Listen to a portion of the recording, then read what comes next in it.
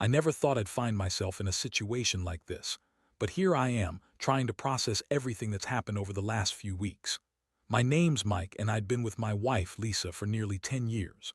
We met in college, got married right after, and built what I thought was a solid life together. I was running a startup, small, growing, pretty promising, and Lisa was always supportive, or so I thought.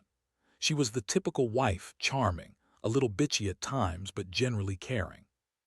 Or so I believed. Things started feeling off about 2 months ago. At first, I noticed she was more distant. She'd come home late, always with some excuse about work or girls' night outs. I brushed it off. She's always been a little flaky when it comes to her social life. But then small things started changing. Her phone started getting more secretive. She'd hide it when I came near, quickly locking her screen, or she'd get defensive if I asked who she was texting. I caught her deleting messages once, but it was quick. She pretended it was just a bunch of spam or some group chat she didn't want me to see. The biggest red flag, though, was a week ago. I came home early from the office because I wasn't feeling great. I walked into the bedroom and saw her phone on the bed. Normally, I wouldn't look, but I noticed she left a message open. It was from someone named Jake, a guy from her work, or so I thought. The message was pretty clear. "Can't wait to see you tonight. I've missed you so much." My stomach dropped. I knew that "missed you so much" line was suspicious, especially since she'd been acting so strange lately, and she'd been denying any plans with anyone. I decided to investigate a little more. I started paying more attention. Her behavior became more erratic. She'd get calls late at night, whispering, hanging up suddenly if I entered the room. She'd also get defensive even when I innocently asked about her day. I could tell she was hiding something, and I felt this strange mix of confusion, anger, and betrayal brewing inside me. I wasn't naive. Some part of me knew she was cheating, but I never imagined it would be with someone like Jake, her coworker, someone she'd talked about like a friend. That's when I started feeling like I was losing her, piece by piece, and I didn't even know how or when it all started. Then came the email. It was anonymous, of course, an encrypted message sent directly to my work email just yesterday. The message included a series of incriminating photos. I still remember the moment I opened that email. My hands trembled, my eyes widened as I saw her in a hotel room, her clothes half off, her hair messy, with Jake right there next to her. It was unmistakable. That was no accidental hookup. It was planned, deliberate, and it was happening right under my nose. And the worst part, she was smiling in those photos like she didn't care I'd find out. That moment hit me like a punch in the gut. I kept staring at the screen, trying to process what I was seeing, trying to believe it was some sick joke or a nightmare I'd wake up from. But it was real. She was cheating on me with my investor, for God's sake. The guy who had funded my startup, believing in my vision, supporting me financially while I worked my ass off to make it succeed. And she was sleeping with him behind my back, right when I was most vulnerable, when I needed her to stand by me the most. I felt this intense surge of rage and heartbreak, knowing that everything I'd built, my relationship, my business, my trust, was crumbling in front of my eyes. That's when I knew I had to confront her. I couldn't let her keep lying to my face, pretending everything was fine while she was out there in some hotel with Jake. I had the evidence now, and I knew I couldn't turn a blind eye anymore. The question was, how do I do it? How do you confront your wife when you already know she's been lying, cheating, and possibly ruining everything you've worked for? I was furious, hurt, and lost all at once. I was about to make the worst decision of my life, one I'd regret forever, or at least that's what I told myself then. I spent the night tossing and turning, trying to come up with a plan. Honestly, I was so overwhelmed that I couldn't think straight. My mind kept racing in circles, thinking about everything I'd believed in, everything I'd trusted, and how I'd been played. I wasn't just hurt, I was furious. The kind of rage that makes your stomach clench and your fists tighten. I couldn't believe I'd been blind for so long, that I'd trusted her so blindly, and now I was faced with this betrayal from someone I thought loved me. The next morning, I decided I had to confront her. I woke up early, made myself a strong coffee, and waited for her to wake up. When she finally did, she looked at me like I was a stranger. Typical Lisa, her bitchy smirk, that sneer she always wore when she was annoyed, was front and center as she rolled over and looked at me with those eyes that could be so charming, or so I thought. "I need to talk," I said, my voice a little shaky but trying to sound calm. She rolled her eyes and said, "What now, Mike? You woke me up just to complain about something stupid." I looked at her and felt a wave of disgust. I showed her the photos on my phone, placed it on the bed between us. Her face froze, and for a second, there was this silence that was worse than any yelling. She tried to play it off, of course, with her usual bullshit, saying she didn't know what I was talking about, that I must have seen things, that it was all a misunderstanding. I didn't buy it. Her lies are always the same. The "it's nothing," the "you're overreacting," the "it's just a stupid mistake." But this time I had proof, real, undeniable proof. I looked her straight in the eyes and asked, "How long has this been going on, Lisa? Since when were you sleeping with Jake?" Her reaction was quick. She scoffed, rolled her eyes again, and said, "Oh, please, Mike. You think I'd do something so stupid? You're always so paranoid. Maybe you're the one cheating, huh?" That was her go-to, her way of flipping everything around on me, trying to turn the tables. I was beyond irritated. I told her, "I don't care what you say anymore. I saw the damn photos. I know what's been going on. And I want the truth. No more lies, no more bullshit. How long has this been happening?" Her face twisted into a nasty smile. "You really want the truth? Fine, it's been a few months. Yeah, I was stupid, but it's not what you think. Jake's just a rebound. I was bored, and honestly, I was sick of your crap. You're so busy with your stupid startup, and I needed some excitement. He's just a guy who gave me attention, that's all. It meant nothing." That's when I lost it. I yelled at her, told her she was a lying, selfish bitch who had no respect for me or what we had. I felt my fists clenching, my mind spinning with anger. How could she be so callous? So manipulative. She was trying to minimize it, make it sound like it was no big deal, that I was overreacting. But I knew better. I knew I was the fool for trusting her, for believing she loved me. The conversation went downhill from there. She kept denying the extent of her affair, trying to throw in more lies, more excuses, saying she was drunk, that it meant nothing, that she was just bored and stupid. It was like talking to a wall. I realized she wasn't going to admit the full truth, not without some serious push. So I told her I needed time to think, that I wasn't going to just forgive her and move on. I told her I was done with her lies, that I wanted her out of the house until I figured out what I was going to do. She looked at me like I'd kicked her. "You're overreacting, Mike. You're just jealous because I was having some fun. You're always so controlling. This isn't my fault." Her words hit me like a punch to the gut. She was trying to gaslight me, to make me doubt myself, as if I was the one in the wrong for catching her. But I knew the truth. She had been unfaithful, she had betrayed everything we built, and she didn't even seem sorry about it. That night, I stayed awake, staring at the ceiling, trying to process what I'd just uncovered. I felt like I'd lost my wife, my trust, and maybe even my future.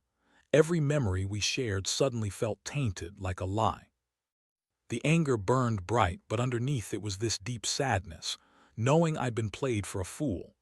I had invested so much in her, in us, and she'd thrown it all away for some meaningless sex with Jake. I didn't know what hurt more, the fact that she cheated or that she lied so effortlessly about it. By morning, I knew I had to do something. I couldn't let her keep lying.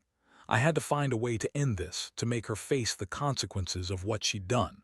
But I also realized I was just at the beginning of a long, painful road. This wasn't just about a cheating wife anymore. It was about my dignity, my trust, and whether I could ever come back from something so devastating. After that confrontation, everything changed. I told her she had to leave, at least for now. I needed space to breathe, to think, and honestly to get my head straight. The house felt colder, emptier without her constant presence. As she packed her bags, she kept throwing attitude, calling me paranoid, accusing me of crazy jealousy. She insisted she was innocent, that I was blowing things out of proportion, that Jake meant nothing, that she'd never really love a rich investor like him. She just liked the attention. Yeah, right. That she was bored, that I was too focused on my startup and not paying attention to her. Classic. That evening, I sat alone in my office, staring at the laptop, trying to piece together what to do next. My mind kept circling back to the photos, to her lies, to how much trust I had lost in her. I started doing some digging, just out of curiosity, and stumbled upon something else that made my stomach drop even further. I found out that the email with the incriminating photos hadn't been sent anonymously from some random hacker. No, it was from a burner email, one that traced back to Jake himself. And get this, that email had been sent during a board meeting of my company. Somehow, Lisa had managed to sneak away and Jake had sent the photos while everyone was in the same room in front of my investors and business partners. That revelation was shocking. It meant she had planned this. She used her affair and her betrayal to sabotage me, my startup, and my reputation. I couldn't believe it. My mind was racing. What was she thinking? How had she thought she could get away with this? I started wondering how long she'd been involved with Jake, how much she'd known about the funding, and whether she'd been plotting to destroy me all along. I remembered the tense look she gave me during the last few weeks, her defensive attitude whenever I questioned her. Now I saw it all in a new light. She'd been sneaky, manipulative, and entirely ruthless. I couldn't tell if she was just a bitch or some kind of master manipulator, but either way, I felt like I'd been blindsided in every possible way. The betrayal wasn't just personal anymore. It was professional, strategic, and vicious. That night I realized I had to do something drastic. I couldn't let her get away with this. If she was willing to sabotage my startup, my reputation, and our marriage, I needed a plan. The first step was to gather evidence, document everything, and prepare for whatever legal or financial fallout might come. I reached out to a lawyer friend of mine, explained the situation, and started building a case. Trust was shattered, and I knew I couldn't just sweep this under the rug. She crossed a line I never thought possible. She'd used her affair as a weapon against me and my entire life's work. In the days that followed, I kept digging. I found out that Lisa had been having secret meetings with Jake for months, always somehow managing to hide it from me. I also uncovered that Jake had been funding her lavish lifestyle behind my back, paying for her jewelry, trips, even her wardrobe. She was living a double life, and I had been none the wiser. The more I learned, the more I realized how much of a fool I'd been for trusting her. She lied about everything, and now she was trying to act like the victim. I also started getting calls from some of my investors who had seen the photos and heard rumors. They were furious, wondering how I hadn't known about her affair.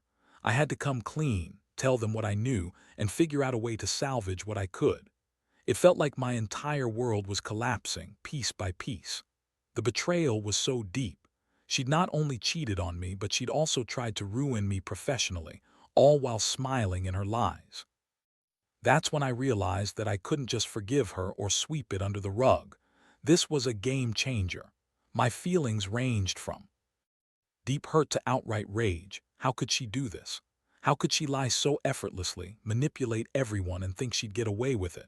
I was angry at her for hurting me, but I was also angry at myself for not seeing it earlier. Trust is fragile, and I'd been so naive that I didn't even realize she'd been planning her betrayal for months.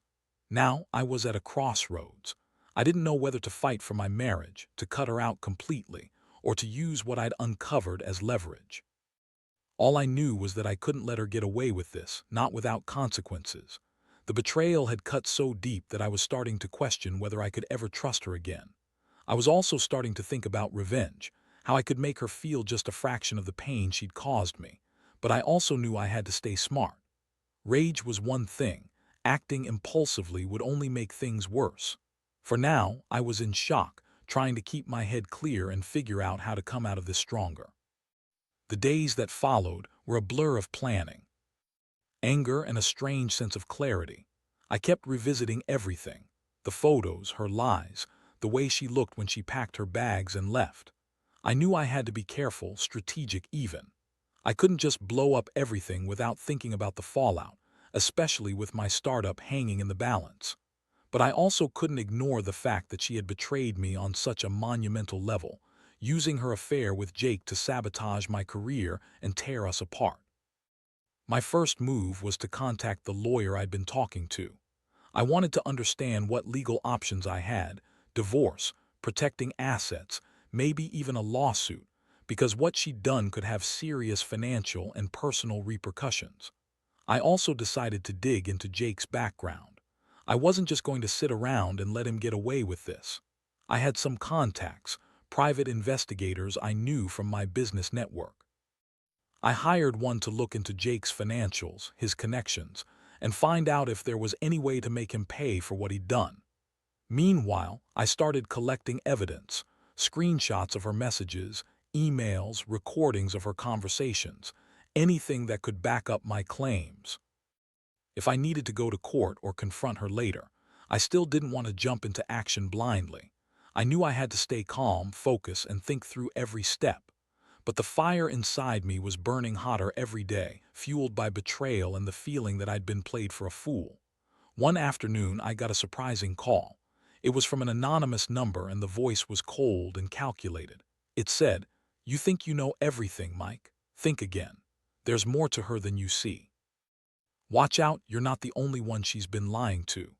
I froze, heart pounding. Whoever this was, they knew something I didn't. I had no idea what to make of it. Was it another player in this game or just someone trying to mess with me? Either way, it added another layer of chaos to the mess I was already trying to untangle. That night, I sat in my living room, overwhelmed, staring at the photos of Lisa and Jake. I kept asking myself how she could do this, how she could lie so convincingly, cheat so blatantly, and then turn around and act like the victim. When confronted, it was like she had no remorse, no shame. She just kept spinning her stories, her lies falling apart under the weight of the evidence I'd gathered. I realized that if I ever wanted to get any closure, I'd have to confront her again, but this time on my terms and with a plan. The next morning, I reached out to her via text. I told her I knew about the email, the photos, and everything else I'd uncovered. I told her I wasn't interested in her excuses anymore. I wanted the full truth and I wanted her to come clean.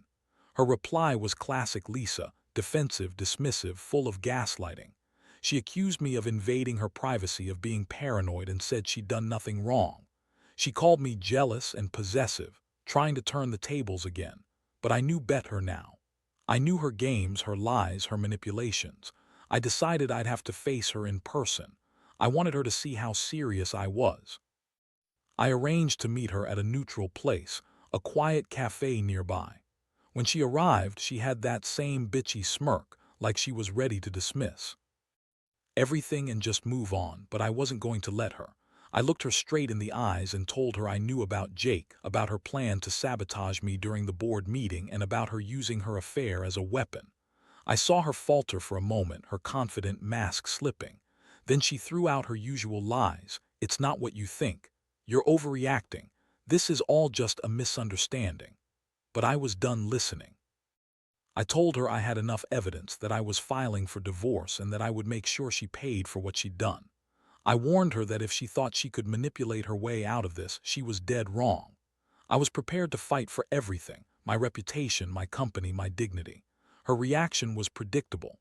She got angry, calling me crazy, accusing me of invading her privacy and saying I was obsessed. But her anger was hollow. I saw through it. She had no defense left. All her lies had been exposed. I felt a strange mix of relief and devastation. Relief because I finally knew the truth, and devastation because I'd lost. My wife, someone I'd trusted for so long. The betrayal cut so deep that I didn't know if I could ever forgive her, or even if I wanted to. That day marked a turning point. I realized I had to focus on myself now. The marriage was over and I had to rebuild my life, professionally and personally. I started talking to people who could help me, reaching out to a therapist to process the emotional toll, and doubling down on my work. I knew I couldn't let her destroy everything I'd built, but part of me wondered if I'd ever recover from the betrayal. Still, I promised myself I wouldn't give her the satisfaction of seeing me fall apart. I'd take control, no matter how much it hurt. The months that followed were the hardest of my life. After that confrontation, I threw myself into work, trying to drown out the chaos in my head. Every day felt like a battle between grief, rage, and a desperate need to move on. But underneath it all, I knew I couldn't just pretend everything was fine. The betrayal had left deep scars. I was angry at her for everything: her lies, her manipulations, her blatant betrayal. I was angry at myself for trusting her, for ever believing she was the woman I loved. Getting a divorce was inevitable. I hired a lawyer, went through the motions of paperwork, and prepared for the inevitable emotional wreckage. Lisa, of course, made it difficult. She fought every step of the way, dragging out the process with petty accusations and refusals to accept the reality. She kept insisting she was innocent, that I was just jealous and paranoid, that she never did anything wrong. Her bitchy attitude hadn't changed. She was still spitting venom whenever she got the chance, trying to make me doubt myself, trying to prove that I was the bad guy in all this. But I wasn't buying it anymore. I had enough evidence, enough reasons to walk away for good. Still, every time I saw her, I felt a mixture of bitterness and regret. Regret because I'd lost the woman I thought I knew, and bitterness because I couldn't quite believe she'd do something so cold and calculated. I kept replaying the images I saw her in that hotel room, her smiling like she didn't care, that damn email with Jake's name on it. The betrayal. Cut so deep that I wondered if I'd ever trust anyone again. Throughout this process, I also uncovered more about Jake. Turns out, he was a lot more involved than I initially thought. The investigation revealed that he'd been secretly funneling money into her accounts for months, all under the guise of investment or bonuses. She'd been living a double life, her own little secret world built on lies and deception. And Jake, he wasn't just some investor. He was a manipulator, a player, someone who saw my wife as just another conquest, another pawn in his game. The worst part was realizing how much I'd been blindsided. My entire view of the world had shifted. My trust was shattered, my future uncertain. On some nights I'd lie awake, thinking about everything I lost, my marriage, my business, my peace of mind. I'd question whether I could ever be whole again after such a betrayal. But I also knew I couldn't let this define me. I had to find a way to recover, to rebuild a life where I no longer felt like I was constantly looking over my shoulder, waiting for the next bomb to drop. I started focusing on myself, on my mental health and on my business. I sought therapy, not just to cope but to understand how someone I loved could hurt me so deeply. It helped to talk about it, to get it out in the open, even if some days felt like I was just going in circles. And then I made a choice. I decided to cut all ties with Lisa. No more calls, no more messages, no more pretending she was anything but the person who betrayed me in the worst way possible. I needed to regain control, to find my footing again. I also started setting up boundaries with my business contacts, making sure my reputation wasn't permanently damaged. I knew I had to be smart, strategic about how I handled everything, especially with the fallout from her betrayal still hanging in the air. Looking back now, I realize how much I learned from all of this. Trust is fragile, and I was naive in thinking I could keep it forever. But betrayal, especially on this scale, teaches you hard lessons. I learned that people are capable of the worst, and sometimes you only realize it when it's too late. I also learned the importance of self-respect, how to hold on to it even when everything else feels like it's falling apart. Most importantly, I learned that revenge isn't always about hurting someone back. Sometimes, it's about reclaiming your power and moving forward, even if it hurts like hell. So, if there's any advice I'd offer to anyone reading this who's going through something similar, it's this: trust yourself first. Don't ignore the red flags, no matter how much you want to believe in the best. When you find out someone you love has betrayed you, don't hesitate to cut them out if that's what you need to do for your sanity. And above all, don't let their lies define you. You're stronger than you think. You'll survive. You'll rebuild. And someday, you'll look back and realize that even in the darkest moments, you found a way to come out better. Now, sitting here months later, I can finally say I'm starting to feel like myself again. The anger has faded into a dull ache, replaced by a cautious sense of hope and cautious optimism about the future. I won't lie. There are days when I still wake up thinking about what I lost and how much. I trusted the wrong person, but I've learned to accept that some betrayals cut so deep, they reshape you. The key is to find a way to rebuild, to redefine what happiness means after such a blow. I've taken time to reflect on everything, and to really understand what this experience has taught me about trust, love, and the importance of self-awareness. Lisa was a bitchy, manipulative person who thought she could get away with anything, and she nearly did. If I hadn't stumbled upon those photos, if I hadn't done the digging myself, I might still be blind to her lies. The thing is, I realize now that her actions say more about her than about me. I was naive to think I could change her or fix what was inevitably broken. In the end, I decided that the best revenge was simply to move on and prove to myself that I could be better without her. I threw myself into my work, focusing on my startup, pushing harder to get it to the next level. I also started reconnecting with friends and family, people who reminded me of who I am outside of this nightmare. I sought therapy to help me process the emotional fallout, to heal my broken trust, and to rebuild my confidence. Slowly but surely, I'm learning to let go of the pain and to forgive myself for trusting her in the first place. Looking back, I feel a strange sense of relief. The betrayal, as brutal as it was, forced me to confront my own weaknesses and to become more aware of red flags I might have ignored before. It's made me more cautious but also more resilient. I've come to accept that some people are just like that, selfish, manipulative, only out for themselves. But I've also learned that I don't have to be a victim. I get to choose how I move forward. So, here's the truth I want to leave with anyone who might be reading this and going through similar hell. Trust is fragile, and sometimes people will surprise you in the worst way. But no matter how deep the betrayal, you are not defined by their actions. You have the power to rebuild, to recover, and to find happiness again, even if it's different from what you thought you wanted. It's okay to feel broken. That's part of healing. But don't forget that you're stronger than your pain. I'm not the same person I was when I first found out. I've grown, learned, and are still learning to trust again. Most of all, I'm grateful for the clarity this nightmare has given me. It's not a story I'd wish on anyone, but it's one that's made me realize what matters most: honesty, loyalty, and self-respect. And I know now I'll never let anyone take those away from me again.